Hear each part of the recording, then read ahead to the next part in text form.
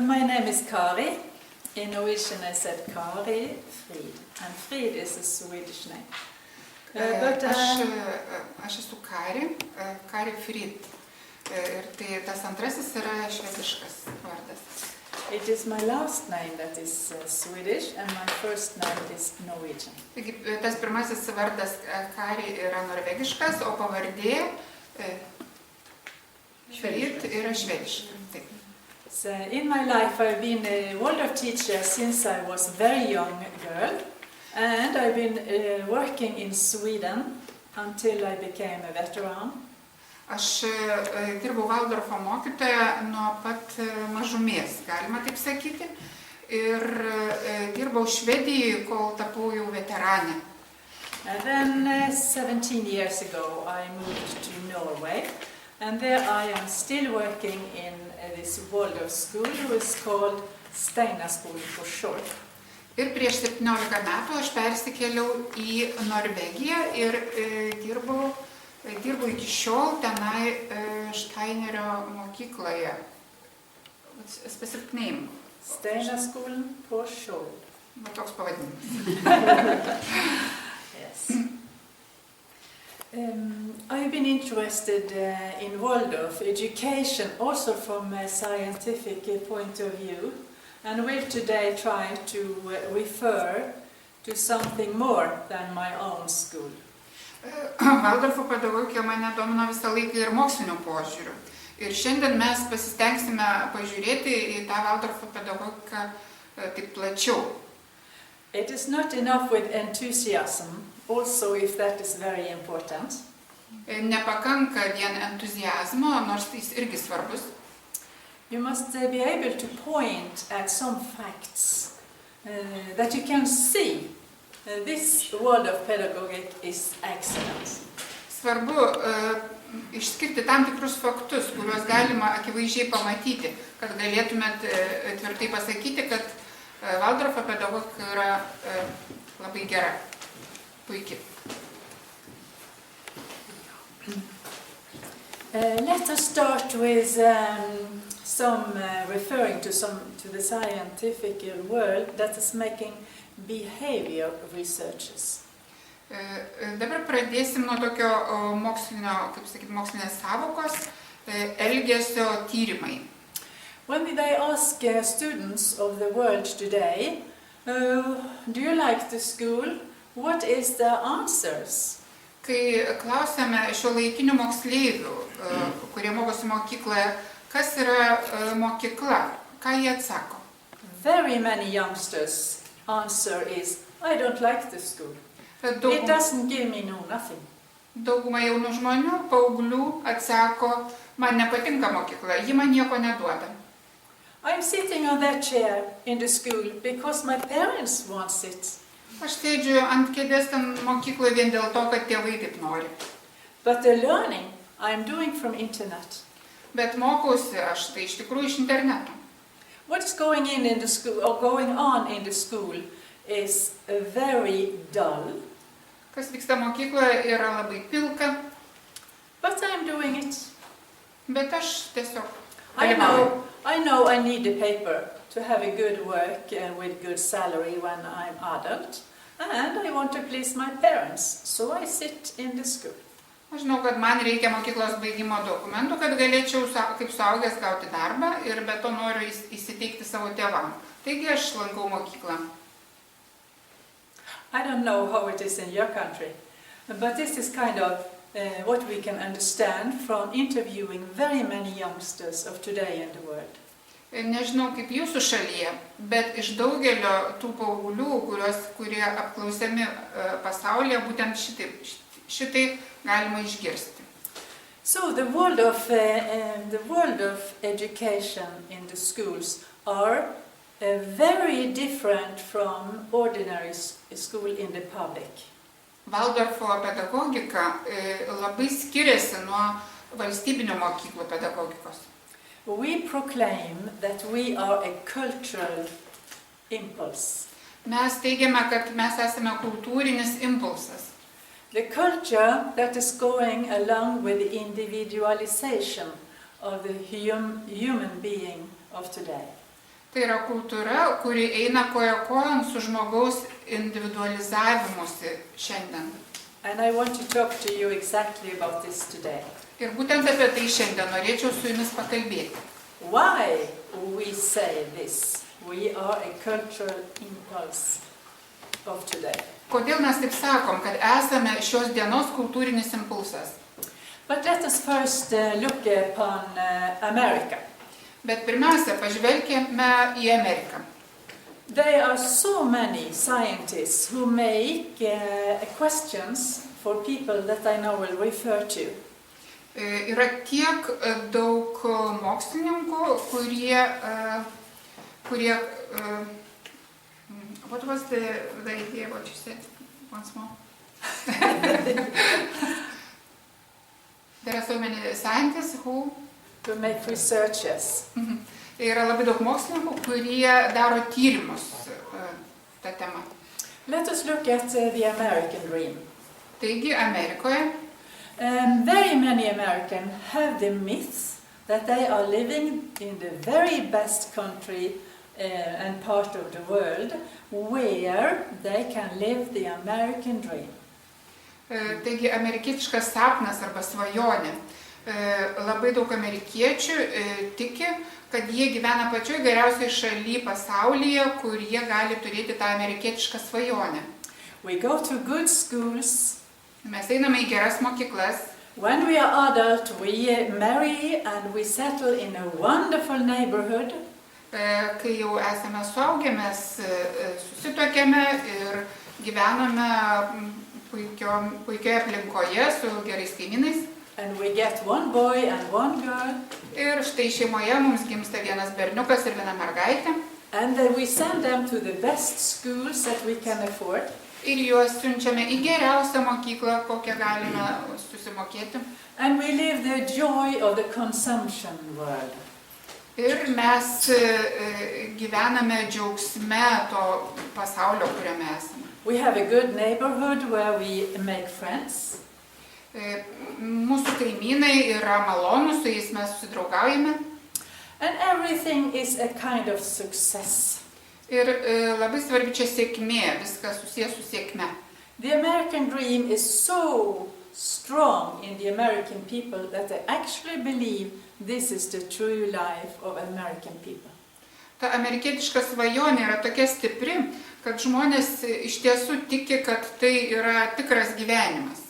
And we in Europe, we believe them. O mes Europoje, ar mes tikime tuo? But the research tells us there are very few people who are able today to live the American dream. Very few people in the middle class. Tyrimai rodo, kad labai nedaug žmonių įstengia gyventi tokį gyvenimą, kokį piešia tas amerikietiškas sapnas, ta svajonė. Very many fall out of school. The school is the key to a good work. So when the children fall out of the school, it is no future for them. You mean they are expelled out of the school? No, they don't make it. Labai daug vaikų meta mokyklą. Ir jeigu nelankai mokyklos, tai neįmanoma, kaip sakyti, realizuoti to viso amerikietiškos tos svajonės, gauti gero darbo ir taip toliau. And the researchers on the health asking, are you healthy? Are you using medications? What do you think that says? Ir tyrinėtojai klausė tam tyrime, ar jūs naudojate vaistus, ar esate sveiki ir ką jūs manot, kas ten atsakoma? I didn't believe it, but it says 90% of the American people are traumatized. Aš net negaliu patikėti, bet tyrimas sako, kad 90% žmonių Amerikoje yra traumuoti. They are using medications and treatments and different kind of treatments to cope with their life. Jie naudoja vaistus ir jie naudoja įvairius gydymo būdus, kad susidorotų su savo gyvenimu. And you know, the biggest industry in America is for pills. Didžiausia Amerikos pramonė tai yra piliulės. So are they really as happy as they dream to be. Tai ar iš tiesų jie yra tokie laimingi, kokiais jie svajoja būti? Especially after the economical crisis, when so many people had to go out of their life, their houses, their works, and so on. Ypač po ekonominės krizės, kai daugybė žmonių turėjo palikti savo namus, savo darbus, žodžiu, turėjo susimažinti. And how is it with the children in the school? O kaip yra su vaikais mokykloje? What they are most finding there is that all children are afraid. Dauguma, ką rodo vėlgi tas tyrimas, kad dauguma vaikų bijo. They call the school a fearful enterprise. Jie vadina mokyklą gąsdinančią tokią įstaigą. They are afraid of the other children. Jie bijo kitų vaikų. And they are afraid of missing the next test. Jie bijo, kad neišlaikys sekančio testo. And the parents, of course, is pressing them Ir žinoma, tėvai spaudžia juos, to do good in school. kad jie gerai mokytųsi. So they are also afraid to fail and to disappoint their parents. Taigi jie bijo, kaip sakyt, susimauti ir nuvilti savo tėvus. I could talk more about the American situation, but we understand that the American dream is for very few people and very many unhappy people and children falling out of the school systems with all that consequences, but that is all to be. Aš labai ilgai galėčiau pasakoti apie Amerikos situaciją, bet tik tai noriu pasakyti, kad labai nedaug žmonių yra laimingi tenai ir daugybė vaikų tiesiog meta mokyklą ir jos nebaigia. So, how is it in Europe then? O kaipgi yra Europoje? Are the children also afraid to fail? Ar taip pat vaikai bijo susikirsti, žodžiu, neišlaikyti? The fact is that in Europe has changed, especially the last 10 years. The economy in Europe has changed from production to know-how. Europa labai stipriai pasikeitė per pastarosius 10 metų. Ekonomikoje įvyko toks postūmis nuo gamybos prie žinojimo kaip, to know-how. It is very much more schooling in Europe these days than it was, let's say, 20 years ago. Much more schooling? Yes, classes, education. Daug daugiau yra ugdymo, ta prasme, mokymo Europoje negu prieš 10 metų. Žodžiu, jis labai išaugė. In Norway we had 9 years of obligatory school, now it is 12. Štai Norvegijoje mes turėjome 9 metus privalomo mokymo mokykloje, dabar 12 yra privaloma. All companies have extra classes to train those employed to go to classes. Ir įvairios kompanijos, įmonės turi mokymus, kur darbuotojai irgi privalo lankyti užsiėmimus. And we see that the university is growing very much. Very many more people in the university is extending enormously. Labai stipriai auga universitetai, daug daugiau, be galo išaugęs tas skaičius žmonių, kurie mokosi universitetuose. And we are very well educated in all of Europe. Ir Europoje mes visi labai esam išsilavinę. They say that 60% of all the economy is on education. 60% visos ekonomikos yra mokymosi procese. And what are Europe doing about this? Ir ką Europa su tuo daro? We have developed test methods. Mes išvystėme testavimo metodus. These test methods are in Norway called national tests. Norvegijoje juos vadiname nacionaliniais testais. And we have this great thing called the PISA test. You know it? Ir toks didelis yra PISA testas. All children in Europe are kind of ranged of good, and now we come on a very low level. We are not proud of that at all. visi vaikai Europoje yra, kaip sakyti, išranguoti į įvairius lygius. Ir mes turime labai žemą lygį, visai nesididžiuojame jo. And what happens to countries who are on gold, silver or bronze, like in the sports? Kas atsitinka su tokiom šalim, kurios nepasiekia sidabro ar aukso medalių kaip sporte? And this is what we want to do something about it. Mes norim kažką su tuo daryti. And I think all countries in Europe feel we are not good enough. Ir visos šalis Europoje, manau, taip jaučiasi, kad mes nepakankamai geri. So what do we do then in our schools? We do a great lot of changing the system to obtain better results. Ir ką tada darome mokyklose? Tada darome didžiulius pokyčius sistemoje, kad tik pasiektume geresnių rezultatų. And what is measurable actually? O kas yra išmatuojama iš tiesų? To be able to make a test, you have to be measurable answers. Kad galima būtų atlikti testą, tie atsakymai turi būti pamatuojami. You have to develop tests that there's one correct answer. Reikia išvystyti tokius testus, kur yra vienas tik teisingas atsakymas. And how to measure knowledge at all? O kaip išmatuoti žinias apskritai? Where is the creativity in this picture? Kur šitam paveikslui yra kūrybiškumas? Where is the dialogue and the development of the thinking in this pattern? Kur čia dialogas ir mąstymo vystymas? It is not there at all. Čia jų išvis nėra. Every teacher loves the children. We know that. Kiekvienas mokytojas myli vaikus, mes šitą žinom. And the teacher will, as soon as they understand the tests, teach the class in one way, namely to get top answer. Ir kiekvienas mokytojas, kai tik tai jisai žino, koks yra tas testas, jis mokys klasę taip, kad jie gautų aukščiausius pažymius už tą aukščiausią atsakymą. The teaching has to be the same in every school. Reiškia, mokymas visose mokyklose turi būti vienodas. And same in every country in Europe. Ir vienodas visose šalyse Europoje. And where is the geniality in this picture? O kur genialumas šitam paveiksle? We call it recipe pedagogic. Ta vadiname receptų pedagogika.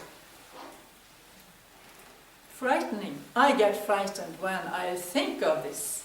Tai gazdina. Man darosi baisu, kai aš apie tai mąstau. And Waldorf schools fight against this thinking. O Waldorfo mokyklos jos kovoja prieš tą mąstymą tokį. We understand that the school is teaching the kids this and this and this information, and that is right and that is not right, and the thinking comes into a kind of a track. Mes suprantame, kad vaikai mokomi vis daugiau informacijos ir mąstymas įeina tarsi į tokį, kaip sakyt, takelį siaurą. And it's also affecting the universities. Tai veikia ir universitetus. We have a discussion going on. What is it necessary to learn in the universities?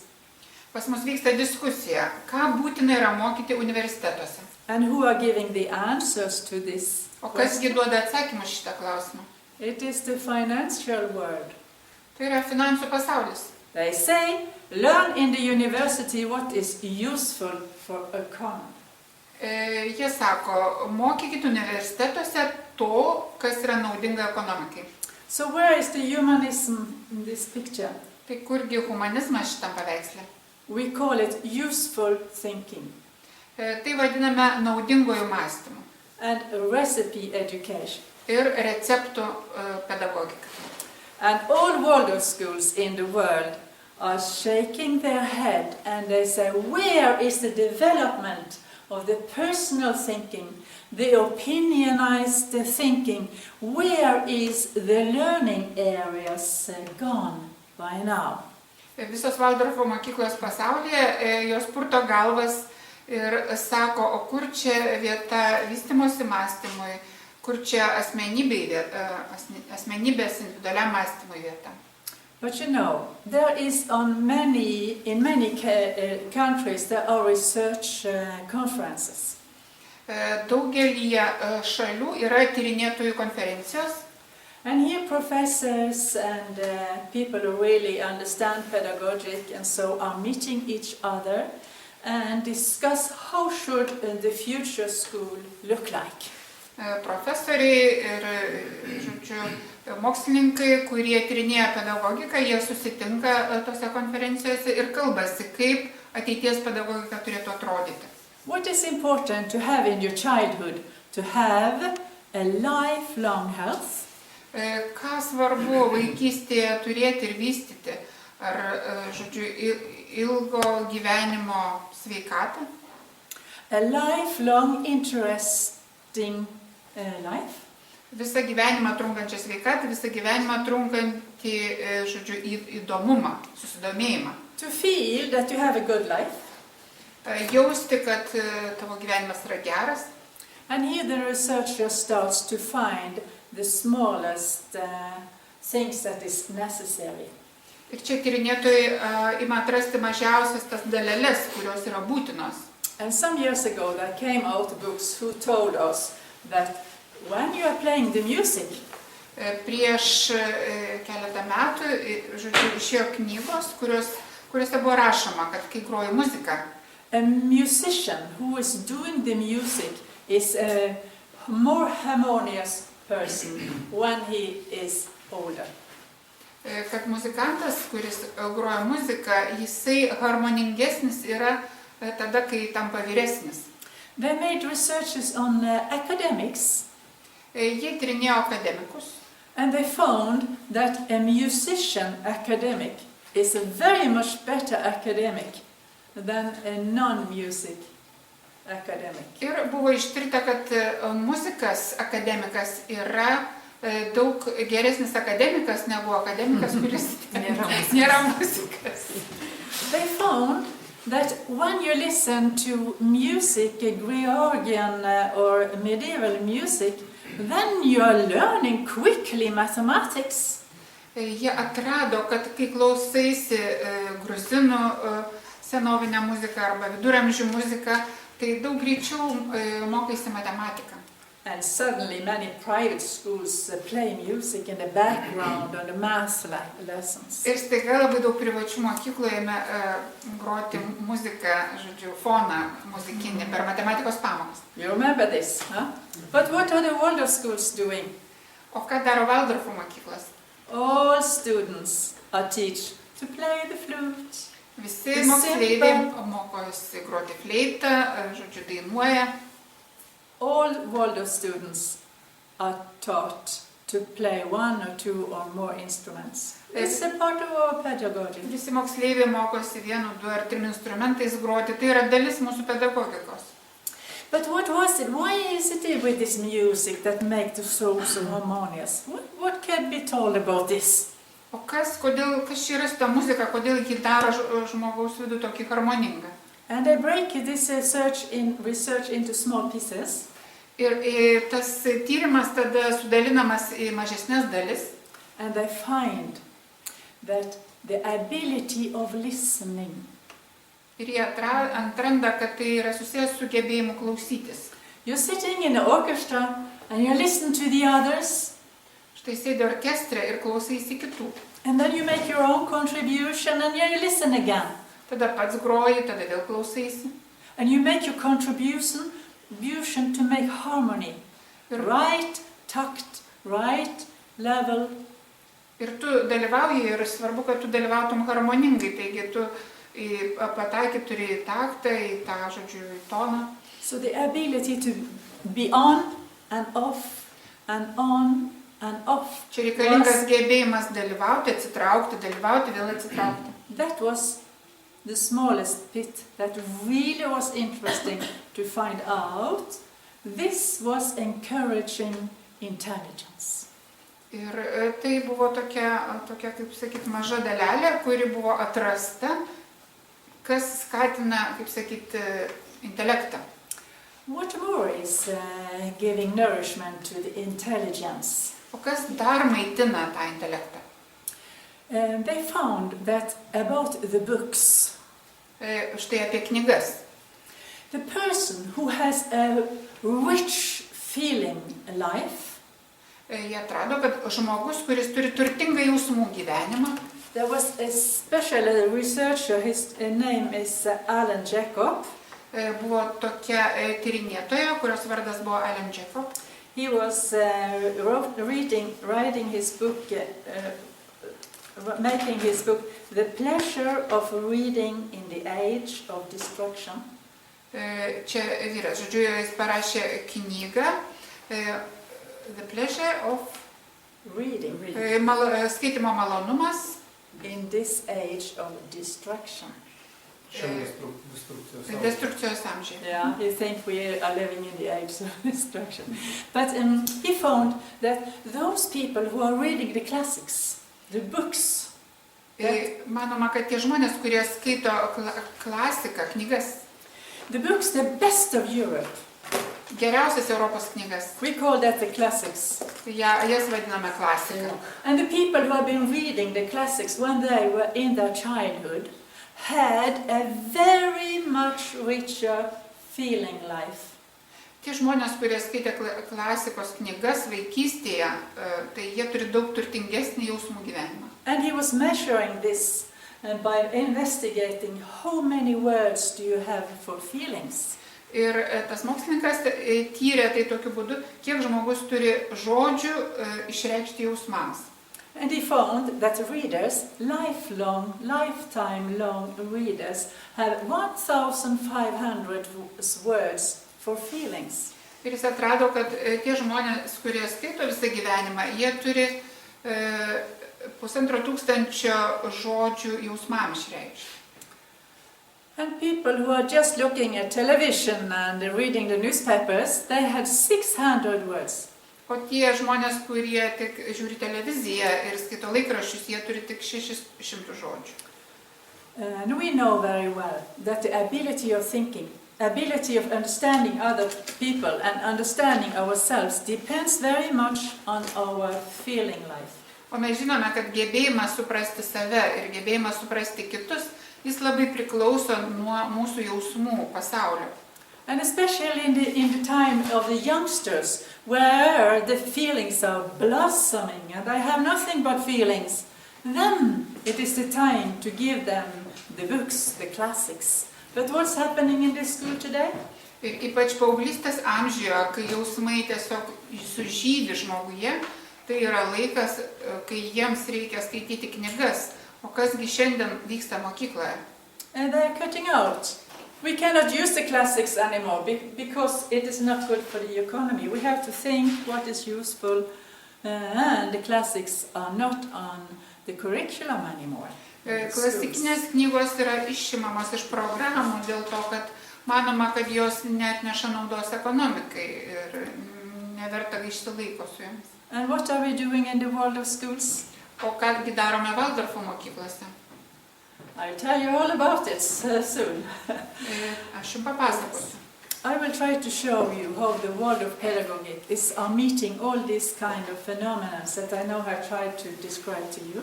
Valdorfo pedagogika, ji, kaip sakyti, atsiliepia į visus tuos fenomenus ir aš jums papasakosiu, kaip tai vyksta. We say that in our schools it is the individual way that is spoken to. Sakoma, kad mūsų mokyklose individualių būdų kreipiamasi. It is not said that we have different teaching, but it is the growing of the individuality by the art of teaching. Ne tai, kad mes turime kitokį mokymą, labai skirtingą, bet mes auginame individualybę per tą mokymo būdą, kaip mes tai darome. When the tests are saying there's one correct answer, as I told you, Kai kalbėjau apie testus, kaip sakiau, tai yra tik vienas teisingas atsakymas. the method in a world of education is that all answers are right and correct. O Valdorfo pedagogikoje metodas yra toks, kad visi atsakymai yra teisingi. All answers are correct. Visi atsakymai nėra neteisingų, kaip sakoma. Because we are teaching on dialogues. Nes mes mokome per dialogus. And the contribution from each child when it says something is always right in the concept. Ir kiekvieno vaiko įnašas, kai jis kažką pasako, jis yra teisingas tam bendroji koncepcijai. And we have no school books. Mes neturime vadovėlių. We are using the classics, Mes naudojame klasiką, the biographies of people. žmonių biografijas. And we are teaching the children to think by themselves and not giving correct answers. That's not interesting at all. Mes mokome vaikus mąstyti, kad jie patys mąstytų, o ne kad duotų teisingus atsakymus. Teisingi atsakymai visai nėra įdomu. And all children are taught to be musicians. Visi vaikai yra mokomi būti muzikantais. And we are developing the intelligence of the ear. Mes vystome klausos, ausies, taip sakant, intelektą.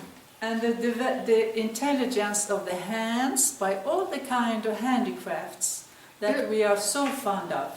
Ir rankų intelektą per įvairius amatus, kuriuos mes labai mėgstam.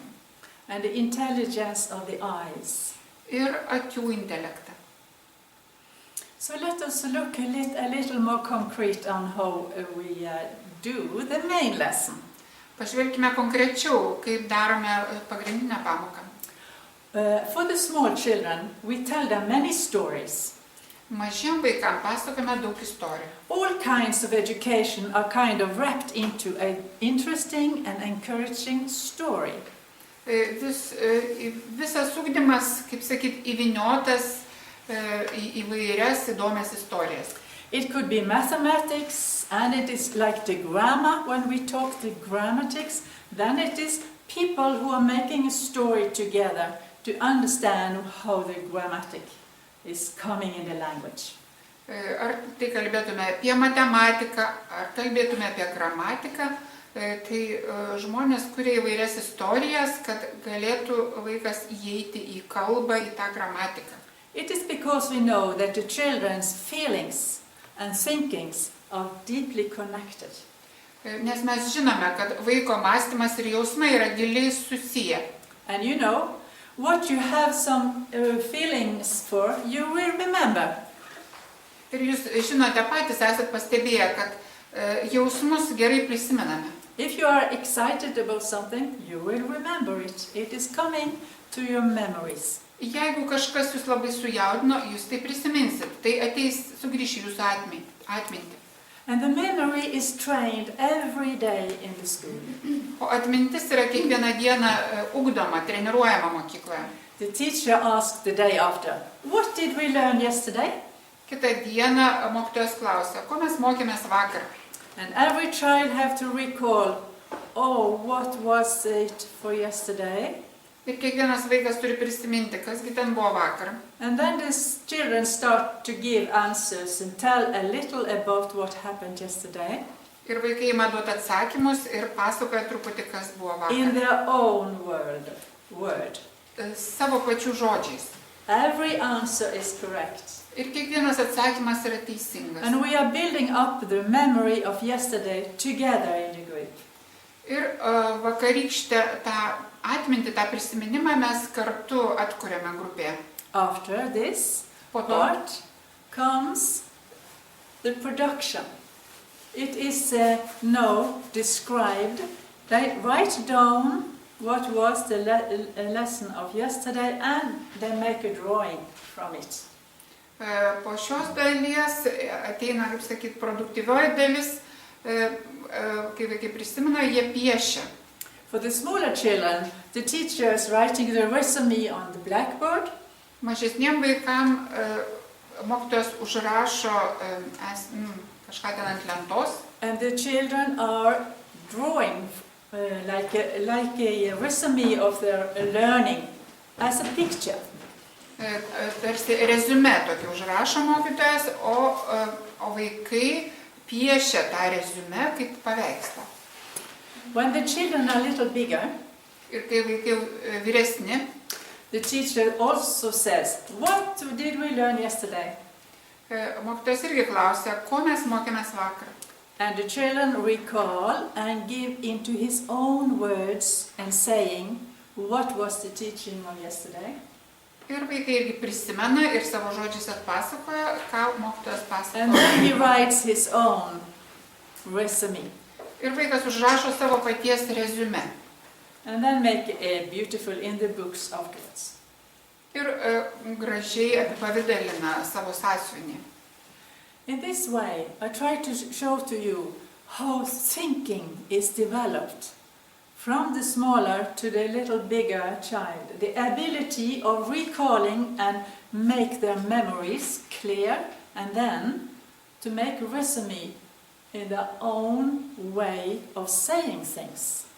Aš bandau parodyti, kaip vystomas yra mąstymas šito būdu. Pirmiausiai, kaip atmintis atgaivinama apie tai, kas buvo, ir po to kitas žingsnis daromas tas reziumė, tuo būdu, kaip vaikui prieinama. And in the discussion, every child give his own contribution to the discussion in the class. O bendroje diskusijoje kiekvienas vaikas, kaip sakyti, neša savo įnašą į tą diskusiją klasėje. And in this way we mean that when you are trained day by day to put into words what is in your thinking, then your ability of thinking own thoughts will awakening. Ir tai daroma dėl to, kad jeigu kiekvieną dieną žmogus bando išreikšti žodžiais tai, ką jis galvoja, tai jo mąstymo gebėjimas labai išauga, jo individualaus mąstymo. It is called evocative thinking. Tai vadinama, kaip sakyt, prabudinančių mąstymų. This is the big difference between our school and public school. Čia yra didelis skirtumas tarp mūsų mokyklų ir valstybinių mokyklų. If you remember from public school, you have a learning book, you read what is there and you answer the questions here, what was in the text. Nes valstybinėje mokykloje, štai mes turim vadovėlį, mes atsiverčiam, ten yra klausimai ir turi atsakyti klausimus, kurie yra tenai tekste.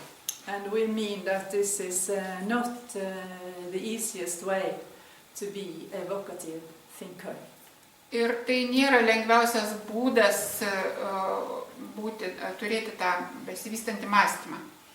And when it comes to music, this listen, do something, listen, all education in Waldorf schools are mutual. Kai dabar prieitume prie muzikos, visas ugdymas Valdorfo pedagogikoje yra žodinis, kalbinis. They are trained all the time to listen to what is said by somebody, either the teachers or the other students. Vaikai yra mokomi visą laiką klausytis, kas yra sakoma, ar mokytojo, ar kitų moksleivių. And then give their own contribution and then listen again. Tada jie vėl savo pasako tą įnašą, tada vėl klausosi. This is the way to build intelligence in the time of the childhood. Tai tuo būdu kuriamas intelektas vaikystėje. I think I have to look in my papers if I said everything. Yes. And about the fear. Apie baimę. I will say that in our schools we don't give marks. Noriu pasakyti, mokyklose mūsų mes nerašome pažymių. Only if the government forces us to. Nebent jeigu valstybė We don't priverčia. want to do tests. Mes nenorime testų, We know that knowledge is not built on measurable values. nes žinome, kad žinios nesusijusios su išmatuojamom vertybėm. So the child doesn't have to be afraid of not being good enough. Vaikas neturi bijoti, kad jis nepakankamai geras. On the contrary, Priešingai, teachers are encouraging the child to speak out and all speak outs are okay. Mokytojas drąsina vaiką išsakyti savo nuomonę ir mintis ir ką jis pasakytų yra gerai. So the child should have the feeling, I am good and I'm good enough. Vaikas turi turėti tokį pojūtį, kad jis yra pakankamai geras. And that's creating a very good self-esteem. Ir taip jam sukūriamas geras savęs vertinimas. Who is the foundation of your life? Ir tai yra, kaip sakyt, kaip pagrindas jo gyvenimui. It is very important for the school and for the teachers not to take away the feeling, I'm good enough. Labai svarbu, kad mokykla ir mokytojai neatimtų to pojūčio iš vaiko, kad jis yra geras ir jis yra pakankamai geras. And I'm a winner. Kad jis yra laimėtojas. Let us also look a little on the artistical things that we have in the school, except the music and the paintings and the development of the thinkings. Pažvelkime į meninius dalykus mokykloje, muziką ir tapybą ir mąstymo vystymą. We are very eager to have a cultural place. The school shall be full of music and performances. Mes labai norime turėti kultūrinę tokią vietą. Mokykloje turėtų būti labai daug vaidinimo ir muzikos. The thinking is also developed by the feeling, so poetry is a very important item into this picture. Mąstymui padeda vystytis jausmai ir poezija, pavyzdžiui, labai svarbi. So poetry is a part of the language teaching. Poezija yra dalis kalbos mokymo. Very early in class 1 and 2, the teacher says, make a poem of this flower. Jau labai anksti pirmojo, antrojo klasėje mokytojas prašo, parašyk eilėraštį apie šitą gėlę. And make a poem connected to the things you have in that subject. Arba parašyk eilėraštį apie tą ar kitą dalyką. It says that it is encouraging the brain to create something new. Taip yra daroma dėl to, kad tai paskatina smegenis kurti kažką naują. The encouraging to make something new is actually everywhere in our curriculum. O tas padrąsinimas kurti kažką naują yra visur mūsų programoje. For instead of teaching them the right answer, we teach them to pose the right or many questions. Vietoj to, kad mes paskatintume juos žinoti teisingus atsakymus, mes skatiname vaikus turėti daugiau klausimų. Interesting questions. Įdomių klausimų. So when we teach grammar, for example, pavyzdžiui, kai mokome gramatikos, we give them a blank paper. Mes jiems duodame tuščią lapą. And we say, make 10 examples of this phenomenon. Ir sakom, parašyk 10 pavyzdžių apie šį fenomeną. Where the verb and the subject is connected to each other. Pavyzdžiui, tema yra veiksmažodis ir apie tai ryšim su tuo ten pavyzdžius parašyti. Encouraging the fantasy and the inventiveness. Invent.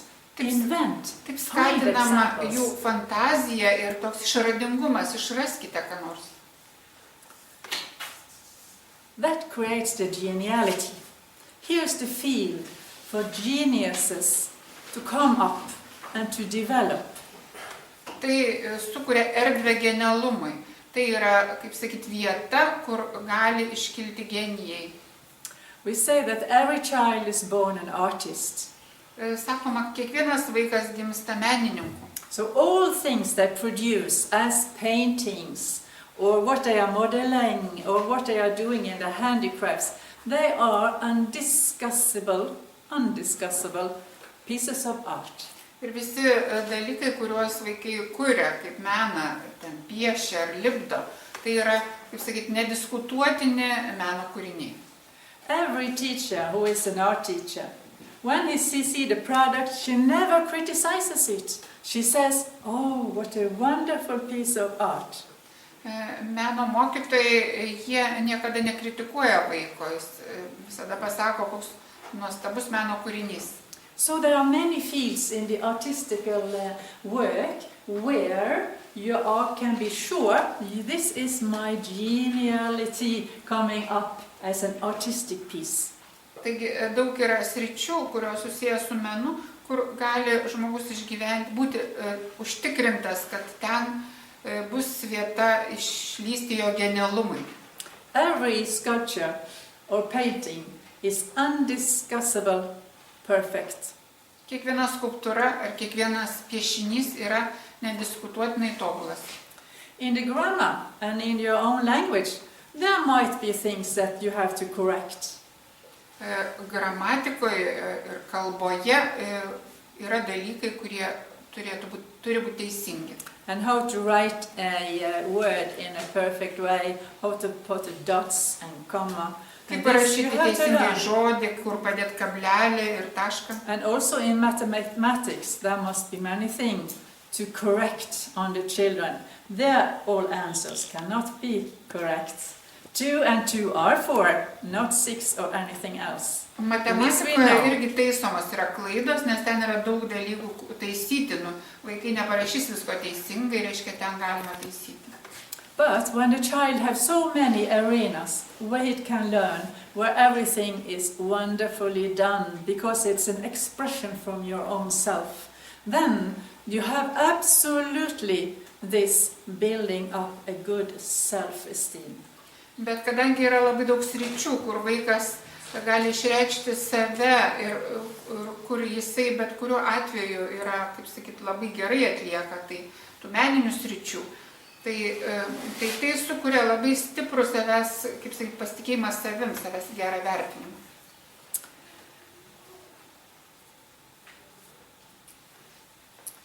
Yeah, so I'm very, very enthusiastic about the Waldorf, as you know.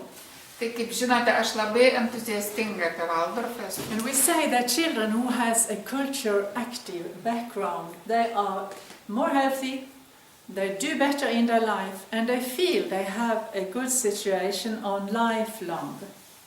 Ir vaikai, kurie kultūriškai yra aktyvūs, jų gyvenimas yra geresnės kokybės, jie geriau prisitaiko ir geriau gyvena savo gyvenimą. But is it only the Waldorf schools who have understood this? Bet ar tik Waldorfo mokykla šitą suprato? No. Ne. In Australia, I got this information. In Australia, the school minister, 2 years ago, štai Australijoje mokyklų ministras prieš 2 metus. He has been participating in all these scientific conferences. Jis dalyvavo tose mokslinėse konferencijose. And he takes the brain research very seriously. Jis labai rimtai pasižiūrėjo tos smegenų tyrimus. And he decided 2 years ago that all schools in Australia should have 50% of cultural subjects. Ir prieš 2 metus tas ministras nusprendė, kad visas Australijos mokyklos turi turėti 50% kultūrinių dalykų. And 1 year ago, England also on this wave. England say no, 30% of all subjects in school for children should be cultural subjects. O Anglija nusprendė, kad 30% visų mokyklos tų disciplinų turi būti kultūrinės. So I think this is very hopeful to listen to these new waves coming up. Tos naujos bangos, kaip sakyti, teikia daug vilčių. Even in Norway, it is not at all interest of this. Sorry to say. Deja, Norvegijoje, gaila, bet visiškai nesusidomėta šituo. They only give very much more money to cultural schools that the children could attend after school. Norvegijoje daug yra daroma kitaip, ten daug pinigų skiriama, kaip sakyti, kultūriniams mokykloms, kurias vaikai lanko po pamokų. I will say that the society, the others and I, the society and I, when I as an individualist can do my things in an individual way, then I'm living in a humanistic society. Jeigu kalbant apie visuomenę ir aš, kaip yra su visuomenė ir manim, jeigu aš kaip individas galiu daryti dalykus mano paties būdu, taip kaip aš noriu, tai tada aš galiu vystytis ir visuomenė gali vystytis. And there's no doubt about it. We are individualists by this time. Dėl to nereikia bijoti, mes visi šiais laikais esame individualistai. Our students, if they are not interested in the school, they learn from internet. Ir jeigu mokykloje nėra pakankamai įdomu, moksleiviai mokosi iš interneto. And if you look for this in the society, you will find that very, very many people say, I am an individualist and I do things in my own way. Ir visuomenėje labai daug žmonių sako, aš esu individualistas ir aš viską darau savo būdu. You see it in all levels. Ta In the galima life. stebėti įvairiose lygiuose.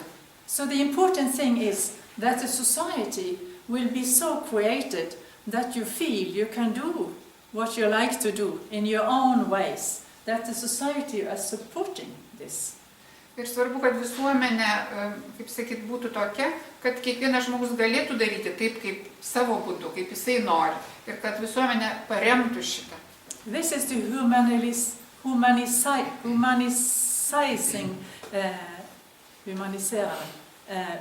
the society that is becoming more and more humanized. Ir tai galima pavadinti tokiu visuomenės humanizavimu. But the school is also a society. Mokykla irgi yra visuomenė. And the classroom is also a small society. Ir klasė yra maža visuomenė. What is important for the individual? It is to do my things in my own way. Kas yra svarbu individui? Daryti dalykus mano paties būdu. And I know that my voice would be listened to.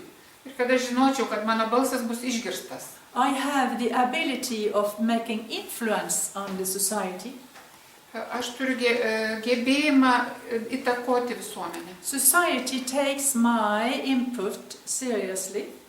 Visuomenė priima mano įnašą rimtai. This may make me feel I am a worthful person giving my contribution to the society. Ir tai leidžia man pajausti, kad aš esu vertas žmogus, atnešantis savo įnašą į visuomenę. And I am good, and I am really my own contribution. I'm good and I'm good enough. Ir aš, kai darau tą įnašą, aš žinau, kad aš esu geras ir esu pakankamai geras. Building the self-esteem of every child and every adult person. Ir kad kiekvieno vaiko ir kiekvieno suaugusiojo ta savivertė yra formuojama, kuriama.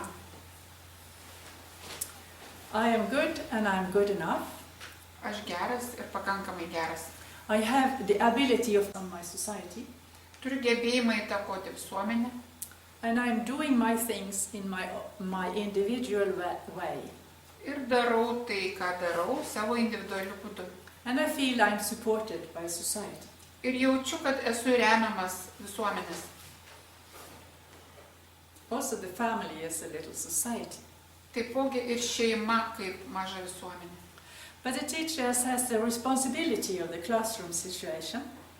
Tačiau mokytojas yra atsakingas už klasės situaciją. Because it is of the school we are talking today. Nes šiandien kalbame apie mokyklą.